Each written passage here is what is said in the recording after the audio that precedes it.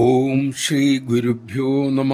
ഒരിക്കൽ ഒരു മകൾ അമ്മയോട് ചോദിച്ചു, അമ്മേ, പ്രയത്നിക്കാതെ ഈശ്വരനെ കിട്ടില്ലെന്ന് അമ്മ പറയാറുണ്ടല്ലോ. അമ്മ അരുളി, അതേ മക്കളെ, പുരുഷ പ്രയത്നം അത്യാവശ്യം തന്നെയാണ്, പക്ഷെ കൃപയും വേണം. അപ്പോൾ അവർ തിരക്കി, എന്തിനാണമ്മേ കൃപ? നമ്മുടെ പ്രയത്നം കൊണ്ട് മാത്രം ഫലം കിട്ടില്ലേ? അമ്മ പുഞ്ചിരിയോടെ അരുളി, പുരുഷ പ്രയത്നം അത്യാവശ്യം തന്നെയാണ് മക്കളെ.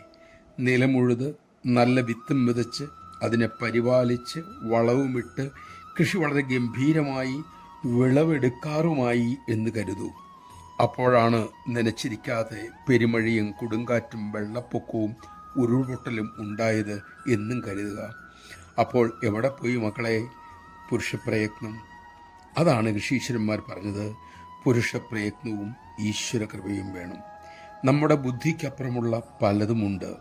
അത് തിരിച്ചറിയുമ്പോഴാണ് കൃപയുടെ പ്രാധാന്യം മനസ്സിലാകുക. നമഃശിവായ. യോഗേശ്വരനായ കൃഷ്ണന്റെ സാമീപ്യം ഈശ്വരകൃപ.